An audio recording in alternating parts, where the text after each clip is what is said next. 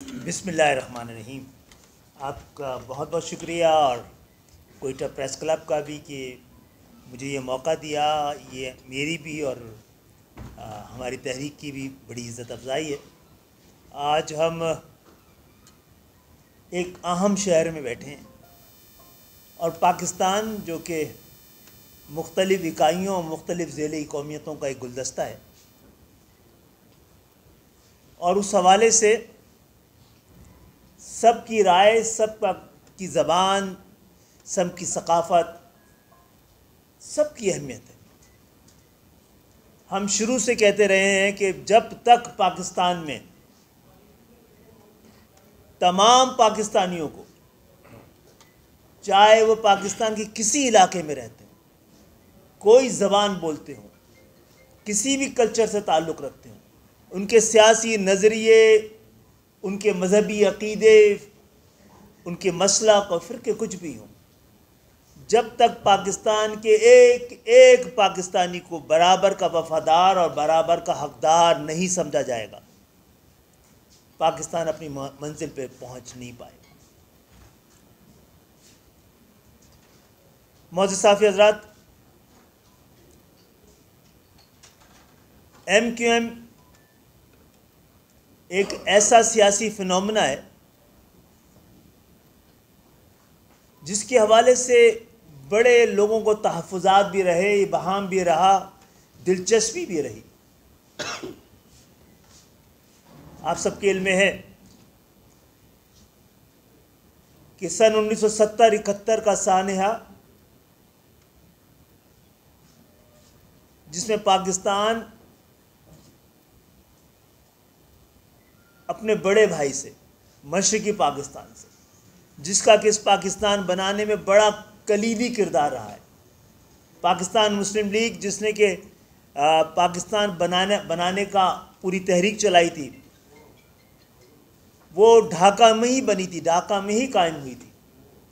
اس کے بعد ایک نئی صورتحال سے ہم سب، آپ سب گزرے ہیں۔ ہم نے بلوچستان میں بمباری بھی دیکھی ہے، یہاں کی حکومتوں کو ٹوٹتے بھی دیکھا ہے، یہاں کے لوگوں کو احتجاج کرتے بھی دیکھا ہے، اور یہی صورتحال کم و بیش پاکستان کے مختلف علاقوں میں مختلف ادوار میں رہی ہے۔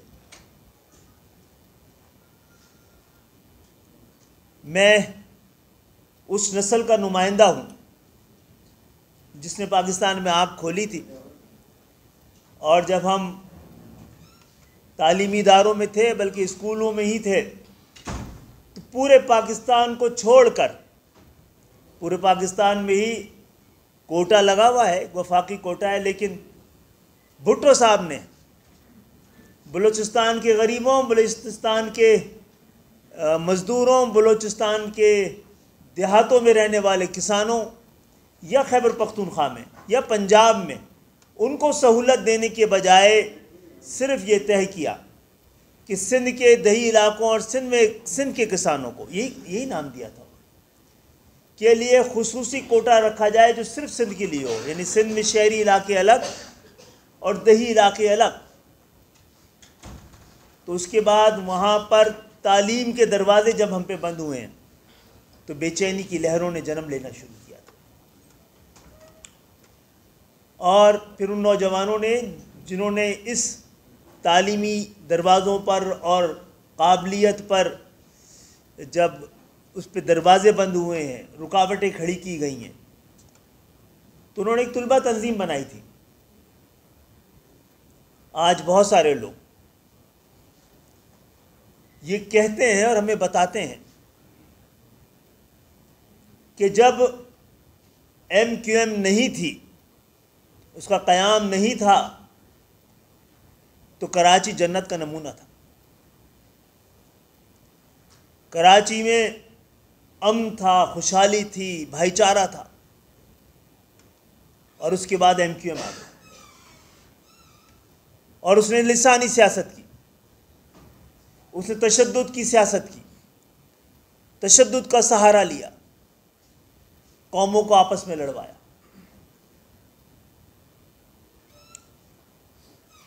آج آپ نے موقع دیا ہے تو میں ایک صحیح جگہ پر صحیح بات کر رہا ہوں۔ پاکستان کی جب تک مظلوم قومیتیں ایک دوسرے کو سمجھنے اور سمجھ کے آگے بڑھنے کا حوصلہ نہیں کریں گی، ہمارے مسائل جنم لیتے رہیں گے۔ ہم میں سے کبھی کسی کو اور کبھی کسی کی وفاداری پر سوال اٹھایا جاتا رہے گا۔ آپ سب کے علم میں ہے کہ متحدہ قومی موومنٹ اپنے قیام کے وقت مہاجر قومی موومنٹ تھی،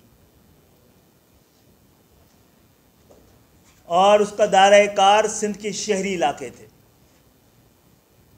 آپ سب کے علم میں سندھ کے شہری علاقوں میں آ کر وہ لوگ آباد ہوئے جنہوں نے 1947 میں ہجرت کی تھی، اور جنہوں نے ہجرت کی تھی وہ اپنی علاقائی شناخت کو سرحد کے اس پار اس لیے چھوڑ کے آ گئے تھے کہ ان کے نزدیک اسلام اور اسلام کے نام پر بننے والا پاکستان، یہی دو شناختیں کافی تھیں۔ لیکن جیسا کہ 2500 سال پہلے سقراط نے شاید کہیں کہا تھا کہ آپ کی شناخت آپ کا مقدر ہوتی ہے، اور شناخت وہی ہوتی ہے جس کو دوسرا تسلیم کرے۔ الحمدللہ پاکستان میں بسنے والا ہر ایک مسلمان بھی ہے، ایک چھوٹی سی اقلیت کے ساتھ ساتھ، اور پاکستانی بھی ہے، اور پھر ان کی ذیلی قومیتیں اور پہچان بھی ہیں جو بھی بہت اہم اور تسلیم کیے جانے کے لائق ہیں۔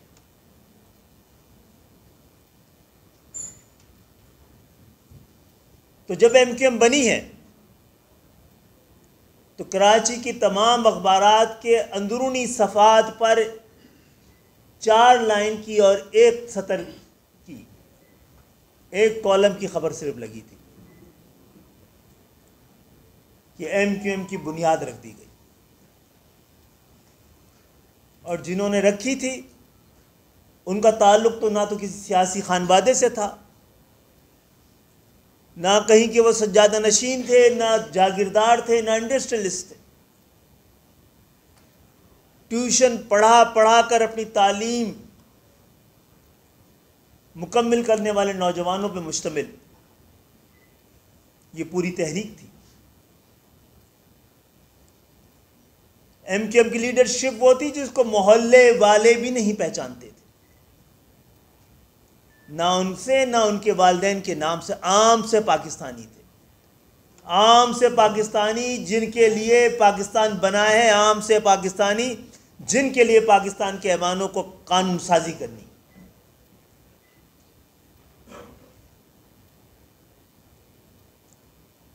مجھے یاد ہے کہ ایم کیو ایم نے 1987 میں اسی مہینے مارچ اپریل کے مہینے میں طے کیا تھا کہ ہم کبھی بھی انتخابی سیاست میں نہیں جائیں گے، لیکن ہمارے خلاف 2 بڑے آپریشن ایک ایسے وقت میں جب ہم سیاست میں پوری طرح کودے ہی نہیں تھے، انتخابات لڑنے کا ارادہ ہی نہیں کرتے تھے، ہمارے خلاف ہوئے تھے، جس کے بعد ہم نے یہ فیصلہ کیا تھا کہ ہمیں اب انتخابات میں حصہ لینا چاہیے۔ 88 میں 30 نومبر کو ہونے والے بلدیاتی انتخابات میں ایم کیو ایم کی آدھی لیڈرشپ یا تو جیلوں میں تھی اور باقی آدھی روپوش تھی، اس کے خلاف آپریشن ہو رہا تھا۔ عوام نے خود ایم کیو ایم کی جانب سے الیکشن کیمپین چلائی، خود کھڑے ہوئے، کیونکہ ہم میں سے اکثریت کی عمر 25 سال نہیں تھی اس وقت۔ ہمارے پاس بینرز اور پوسٹرز کے لیے وسائل نہیں تھے۔ پھر آپ سب کے علم ہے کہ اگست کے حادثے نے ضیاء الحق صاحب کی رخصتی کے بعد دوبارہ جمہوریت کو موقع ملا، عام انتخابات 1988 میں آ گئے، اور جب ایم کیو ایم 1988 کے انتخابات لڑنے جا رہی تھی تو تمام تجزیہ نگار یہ لکھتے تھے سیاست کے تمام ماہرین کا کہنا یہی تھا کہ جو بلدیاتی انتخابات کے نتائج ہیں کم و بیش سندھ کے شہری علاقوں میں یہی نتائج، یعنی کہ ایم کیو ایم کی کامیابی کی ہی امید ہے، لیکن ایم کیو ایم کے پاس دو چیزوں کی کمی ہے۔ ایک تو ان کے پاس سیاسی تجربے کی بڑی کمی ہے، اور دوسرا یہ کہ ان کے پاس وسائل کی کمی ہے۔ انتخابی سیاست دنیا بھر میں ہی، پاکستان میں تو کیا، دنیا بھر میں ہی پیسے کا کھیل۔ معزز صحافی حضرات، میری گناہ گار آنکھوں نے اس پورے ماحول میں اور سیاسی تجزیوں میں اور تجربوں کے بنیاد پر لوگ سمجھتے ہی تو یہی تھے کہ اب مینڈیٹ ایم کیو ایم کے پاس ہونا ہے، تو میری گناہ گار آنکھوں نے خود دیکھا ہے کہ کراچی سے تعلق رکھنے والے، گجراتی بولنے والے، میمنی بولنے والے، کاٹھیا واڑی بولنے والے، اردو بولنے والے بڑے بڑے صنعت کار، تاجر اور ایسے سیاستدان کہ جن کی سیاسی عمریں ایم کیو ایم کی اس وقت کی لیڈرشپ کی تمام عمروں سے زیادہ تھی، وہ سب ایم کیو ایم میں آنا چاہتے تھے اور ایم کیو ایم نے ان کو لیا۔ اور اسی جگہ پر میں آپ کو ایم کیو ایم کے سب سے بڑے گناہ اور سب سے بڑی غلطی کا اعتراف کرنے، اور وہ یہ ہے کہ جب ہمارے پاس پاکستان کی طرز سیاست، پاکستان کے سیاست کے اصول کے لیے جو چیزیں ضروری تھیں، یعنی سیاسی تجربہ بھی، پیشہ ور سیاستدان بھی، وسائل بھی، اور سیاست میں سیاست کرنے کے شوقین انڈسٹریلسٹ اور تاجر حضرات بھی، وہ ایم کیو ایم میں آئے، ایم کیو ایم نے لیا، لیکن 88 کے انتخابات کی ٹکٹ ہمارے کراچی اور حیدرآباد میں، میر پرخاص اور نواب شاہ میں جس طرح کی بستی تھی، اگر غریبوں کی بستی تھی، ہم نے پڑھا لکھا ایک غریبوں سے نکلا ہوا، غریب گھرانے سے نکلے ہوئے لڑکے کو ایوان میں بھیجا۔ جہاں مڈل کلاس کی بستی تھی، وہاں سے مڈل کلاس کے نوجوان کو بھیجا۔ جو ہاں متوول لوگ رہتے تھے، وہاں سے متوول ان کے، کیونکہ پاکستان کے ایوان کو 98% پاکستانیوں کے مسئلے کے حل کے لیے، ان کی زندگیوں میں سہولت لانے کے لیے، ان کو سیاسی آزادی دینے کے لیے، ان کو معاشی استحکام دینے کے لیے، ان کو تعلیم اور روزگار دینے کے لیے، قانون سازی کے لیے پاکستان کا ایوان بنا ہے۔ یہ چند خاندانوں کے لیے نہیں بنا ہے، پیشہ ور سیاستدانوں کے لیے نہیں بنا ہے، یہ صرف جاگیرداروں کے لیے نہیں بنا ہے، پیسے کے نام پر جو پہنچنے کی طاقت رکھتے ہیں ان کے لیے نہیں بنا ہے، یہ تو غریبوں کے لیے ایوان بننا چاہیے، جو پاکستان کے 98% عوام کے لیے قانون سازی کر سکے۔ تو آپ خود بتائیے، جنہوں نے کبھی بس میں لٹک کے سفر نہ کیا ہو، قطار میں لگ کر پانی اپنے گھر میں بالٹی میں لے کے نہ آیا ہوں، جنہوں نے عام پاکستانیوں کی طرح کی زندگی ہی نہ گزاری ہو، جنہوں نے ان کے مسائل دیکھے ہی نہ ہوں، جو ان کی عام زندگیوں سے لا تعلق ہوں، اور پیشہ ور سیاست کا شوق رکھتے ہوں، اپنے کاروبار، اپنی جائیداد اور جاگیروں کی حفاظت کے لیے سیاست میں آتے ہیں، وہ عام پاکستانی کی خوشحالی، استحکام، عزت نفس اور سیاسی آزادی کے لیے کیسے قانون سازی کر سکتے ہیں؟ ہم آپ کے پاس اس لیے آئے ہیں کہ ہم نے یہ تجربہ کیا تھا، اور بڑے مشکل حالات میں کیا تھا، اور اللہ تعالیٰ نے ہمیں سرفراز کیا۔ اس کے بعد جو کچھ بھی ہمارے خلاف کہا جاتا رہا ہے، وہ اسٹیٹس کو کے لوگوں کے لیے ہم بہت بڑا خطرہ بن کے ابھرے تھے۔ آپ سب جانتے ہیں، ہم تو 2-3 شہروں سے انتخابات لڑ رہے تھے نا،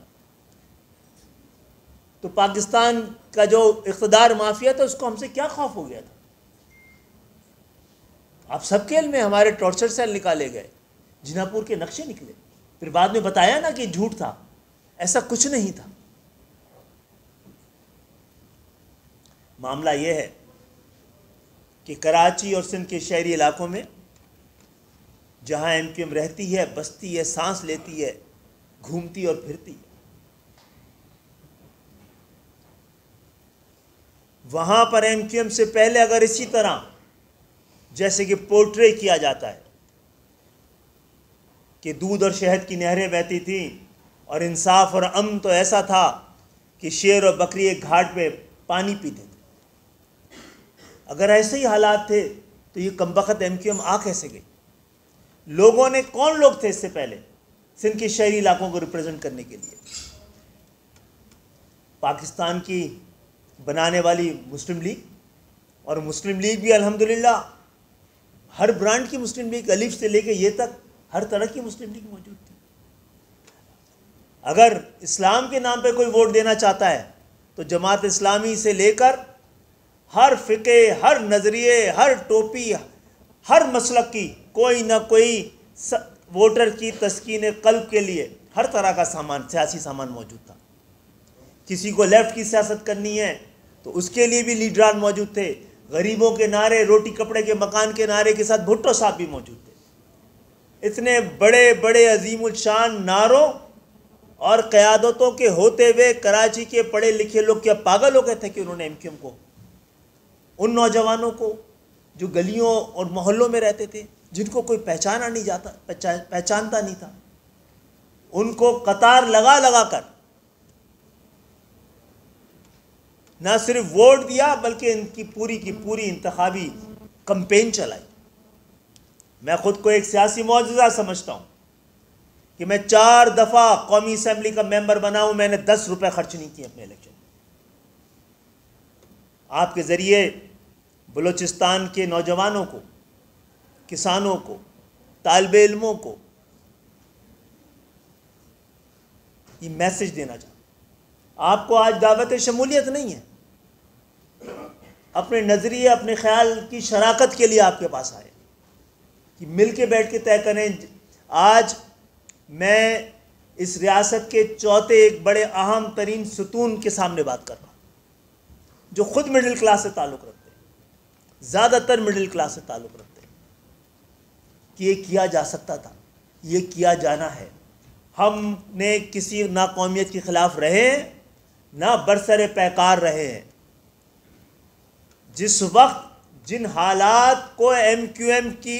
اب میں بڑا اہم جملہ بول رہا ہوں، جن حالات کو ایم کیو ایم کی پیداوار سمجھا جاتا ہے، دراصل ایم کیو ایم ان حالات کی پیداوار ہے۔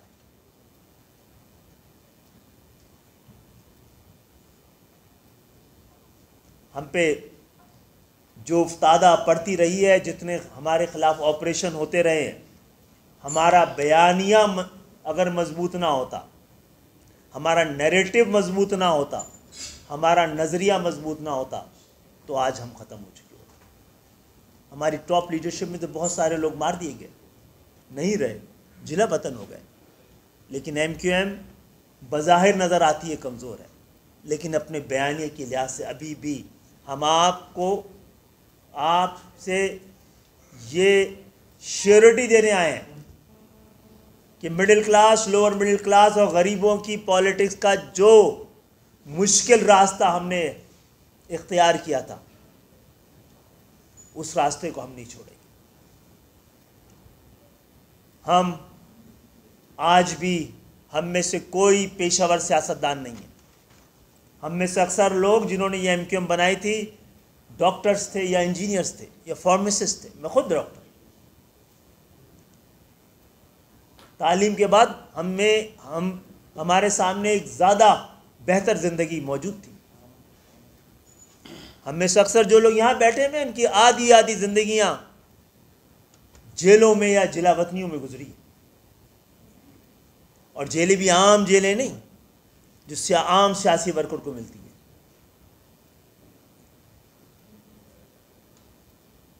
تو بہرحال یہ مجھے کہنے کی اجازت دیجیے کہ ہم خدا کا شکر ادا کرتے ہیں کہ پاکستان کے ایوانوں میں جہاں جاگیردار اور سرمایہ دار بیٹھتا ہے، جہاں سیاسی خانوادے بیٹھتے ہیں، وہاں پر ایک چھوٹا سا کونا ایسا بھی ہے جہاں عام پاکستانی بیٹھتا ہے، جو پیشہ ور پاکستانی نہیں، جو سیاست کو عبادت کی طرح کرنا چاہتا ہے، جو اپنے میسج کو آگے تک لے جانا چاہتا ہے۔ ہم ابھی بھی میں نے میڈیا سے کہا تھا، کل لاہور میں بھی کہا، 2 روز پہلے لاہور میں بھی کہا تھا، ہم اس لیے نہیں آئے ہیں کہ ایم کیو مضبوط ہو جائے، لوگ ایم کیو میں شامل ہو جائیں۔ ہم فالوور بنانے نہیں، لیڈر بنانے والی آرگنائزیشن ہے۔ ہم شراکت چاہتے ہیں پورے پاکستان کے مڈل کلاس کے نوجوانوں کے ساتھ، تاجروں کے ساتھ، کسانوں کے ساتھ، طالب علموں کے ساتھ، وکلا کے ساتھ، ڈاکٹرز کے ساتھ، انجینئرز کے ساتھ، کہ جب تک عام پاکستانی پاکستان کی قانون ساز اسمبلیوں میں نہیں پہنچے گا، پاکستان کا مقدر تبدیل نہیں ہو سکتا۔ اور 70 سال میں آج جہاں پاکستان کھڑا ہے، پاکستان میں آنے والے ہر نظام کی ناکامی ثابت ہو چکی ہے۔ دنیا میں کبھی ملک ترقی نہیں کرتے، پورے خطے ترقی کرتے ہیں۔ آج ہمارا خطہ بھی ترقی کرنا ہے، اس ترقی میں ہمارا حصہ موجود نہیں۔ ہم بار بار گول گول گھوم کے اسی جگہ پہ آ کے کھڑے ہو جاتے ہیں۔ ہمارے ارد گرد آبادی کے 2 دیو ہیکل ممالک موجود تھے، انہوں نے اپنی آبادی کو اپنی لائبلٹی نہیں بننے دیا، ایسٹ بنایا۔ آج وہ دونوں ممالک ہم سے کہیں زیادہ طاقتور ہیں۔ ہم سے ہی الگ کیا جانے والا بنگلہ دیش اب اتنی تیزی سے آگے بڑھ رہا ہے کہ ان کے اور ہمارے درمیان کوئی مقابلہ بھی نہیں رہ جائے گا۔ معزز صحافی حضرات، آنے والے 10-15 سال میں انفارمیشن ٹیکنالوجی، بائیو ٹیکنالوجی، یہ سب مل کر دنیا میں اتنی بڑی تبدیلی لانے والے ہیں کہ آج ہم نے کھڑے ہو کے اپنے مستقبل کے بارے میں نہیں سوچا تو ہم ارریلیونٹ ہو جائیں گے۔ دنیا کے لوگ کہتے ہیں کہ دنیا کے 1 ارب لوگ ارریلیونٹ ہو جائیں گے۔ تو بہت بہت شکریہ، بڑی عزت افزائی۔ موجودہ جو سیاست جس کے بارے میں لوگ زیادہ سننا چاہتے ہیں، یہ تو پاکستان کے ہر سال کا، ہر دور کا ہی کھیل ہے۔ چہرے جائیں گے، دوسرے چہرے آئیں گے، ایک خاندان جائے گا، دوسرا خاندان جائے گا۔ لوگ ہم سے پوچھتے ہیں کہ پھر آپ انہی کے ساتھ بار بار حکومتوں میں کیوں جاتے ہیں؟ تو بھائی یہاں پہ تو ڈیموکریٹک پارٹی ہے، ریپبلکن پارٹی ہے، لیبر پارٹی تو نہیں ہے نا۔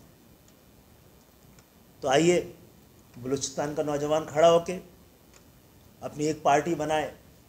اسی طرح غریب کے پی کے کا، پنجاب کا، اندرون سندھ کا، اور ہم سب مل کر حکومتیں بنائیں تو پاکستان کی تقدیر بدل سکتی ہے۔ ورنہ اس فارمولے کے ساتھ، اس مسالے کے ساتھ، اس بیانیے کے ساتھ کچھ بھی نہیں بدلنے والا۔ تبدیلی ذہن کی تبدیلی کے ساتھ آتی ہے۔ سماجی انقلاب سے لانے سے پہلے فکری انقلاب لانا پڑتا ہے۔ ہمیں تو لگتا ہے ہم اپنے حصے کا یہ انقلاب لا چکے ہیں اور اس میں سب کو شریک سفر کرنا چاہتے ہیں۔ بہت بہت شکریہ۔